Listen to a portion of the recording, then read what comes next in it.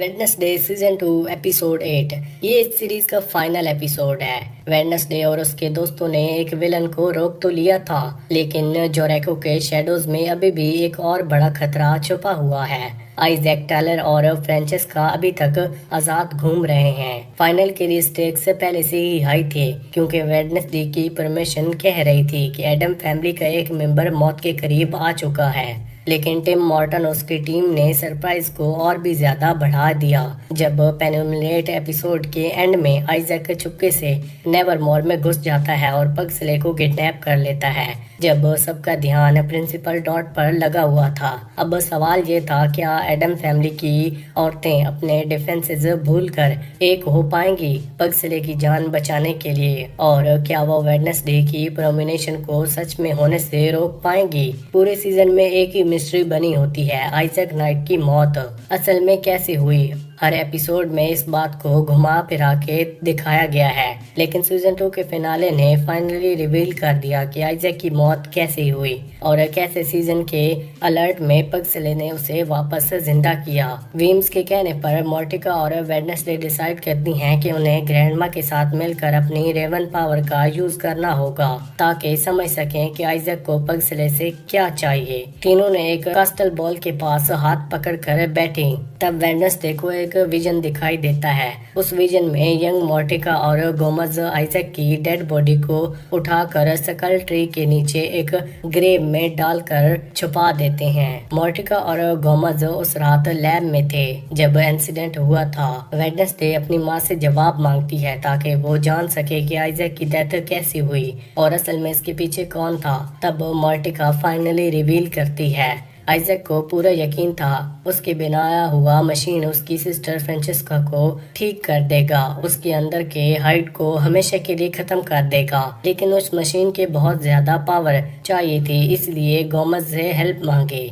उस वक्त गोमज भी पग्सले की तरह इलेक्ट्रीफाइंग पावर से बिजली पैदा कर सकता था। वो अपने दोस्त की मदद करने के लिए खुशी से रेडी हो जाता है, लेकिन ये सब ट्रैप था। आइजैक का असली प्लान था गोमेज को मारकर उसके पावर्स चुरा लेना ताकि वो फ्रेंचेस्का को बचा सके।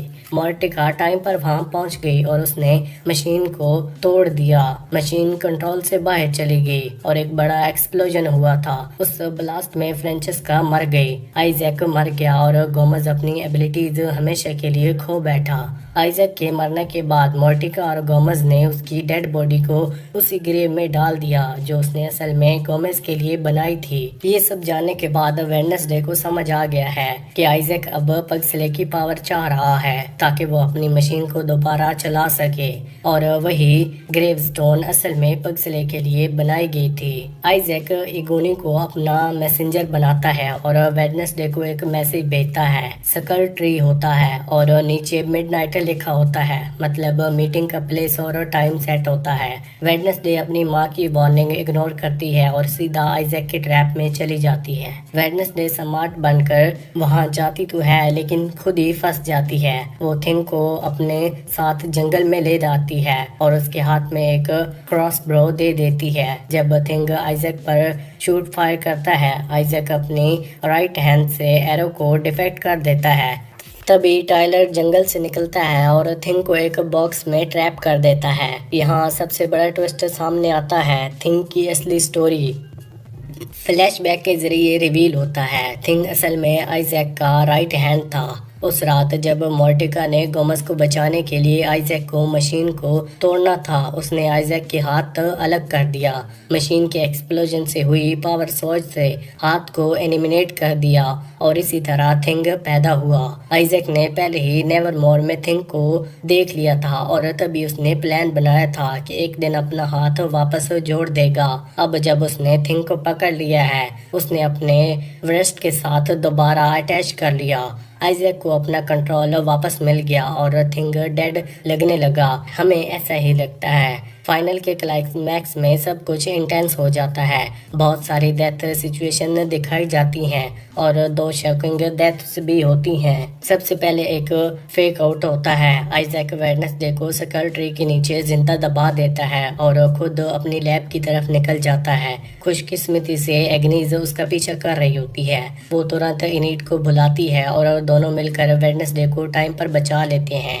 लेकिन वेडनेसडे को बचाने के लिए इनिट को फुल मून के नीचे वेयरवुल्फ में ट्रांसफॉर्म करना पड़ेगा। इसका मतलब है कि वो अपनी जान रिस्क पर लगा रही है और शायद दोबारा इंसान की फॉर्म में वापस ना आ सके। इस दौरान आइजैक अपनी मशीन रेडी कर लेता है। सबको लगता है कि वो फ्रांसिस्का पर एक्सपेरिमेंट करेगा, लेकिन असली प्लान कुछ और ही निकलता है। उसका प्लान होता है टाइलर पर मशीन यूज करके उसे नॉर्मल इंसान बनाना। आइजैक मशीन एक्टिवेट करता है, लेकिन वेडनेसडे टाइम पर पहुंचकर एक्सपेरिमेंट रोक देती है। शॉकिंग ट्विस्ट ये होता है कि वेडनेसडे टाइलर को मरने से बचाकर फ्री कर देती है। फिर वो पग्सले को भी बचा लेती है। टाइलर और उसकी माँ एक दूसरे से हाइड वर्सेस हाइड फाइट में भिड़ जाते हैं। इस फाइट के बीच में वेडनेसडे मशीन डिस्ट्रॉय कर देती है। मशीन फट जाती है और एक ह्यूज एक्सप्लोजन होता है जो पूरी लैब को हिला देता है। ब्लास्ट के दौरान टाइलर और उसकी माँ दूर उछल जाते हैं। फ्रांचेस्का नीचे कंट्री यार्ड में गिरकर एक स्टैचू पर जाकर चुप जाती है और उसकी वहीं पर डेथ हो जाती है। एक और मोमेंट आता है जहां लगता है कि मोर्टिका भी ब्लास्ट में मर गई, लेकिन वो एक फेक आउट होता है। मोर्टिका, वेडनेसडे, पग्सले और गोमेज सब सरवाइव कर लेते हैं, लेकिन आइजैक भी इस ब्लास्ट से बचता है। वो बदला लेने के लिए वेडनेसडे पर हमला कर देता है। लगभग लगता है कि आइजैक जीत जाएगा, तभी थिंग दोबारा अपना कंट्रोल वापस ले लेता है। एक जबरदस्त फाइट होती है और थिंग आइजैक को मार देता है। वो उसका मैकेनिकल हार्ट और उसके सीने से निकाल लेता है। अपने आप को आइजैक के डेड बॉडी से अलग कर देता है। सीजन के एंड पर हमें 3 बड़े सवाल मिलते हैं जो सीजन 3 के लिए सस्पेंस बना देते हैं। पहला ये कि टाइलर का अगला स्टेप क्या होगा। वेडनेसडे ने उसकी जान तो बख्श दी और अब टाइलर रात के अंधेरे में भाग जाता है। लास्ट सीन में वो अपने पेरेंट के ग्रेव पर जाता है जहां उसे एक अनएक्सपेक्टेड गेस्ट मिलती है, प्रोफेसर कैप्री। पहले टाइलर सोचता है कि वो उसकी नई मास्टर बनने आई है, लेकिन असल में कैप्री उसे एक ऑफर देती है। वो उसे एक नया हाइड पैक ज्वाइन करने का इनविटेशन देती है जो उसने खुद असेंबल किया है। कैप्री खुद वेयरवुल्फ है, लेकिन उसका फादर हाइड था, इसलिए वो डिस्प्लेस्ड हाइड जैसे टाइलर की मदद कर सकती है। सीजन एंड होता है जब टाइलर और कैप्री एक साथ राइड करके निकल जाते हैं, लेकिन कहाँ ये अभी भी मिस्ट्री है। दूसरा ये कि इनिट का फ्यूचर क्या होगा। टाइलर के बाद फोकस इनिट पर आता है। वेडनेसडे ने अपनी फैमिली को तो बचा लिया, लेकिन अब उसका मिशन अपनी फाउंड फैमिली को बचाना है। एग्नीज उसे बताती है कि इनिट लास्ट बार कनाडा की तरफ जाती हुई दिखाई देगी। वेडनेसडे डिसाइड करती है कि वो अपने दोस्त को ढूंढेगी और उसकी हेल्प करेगी।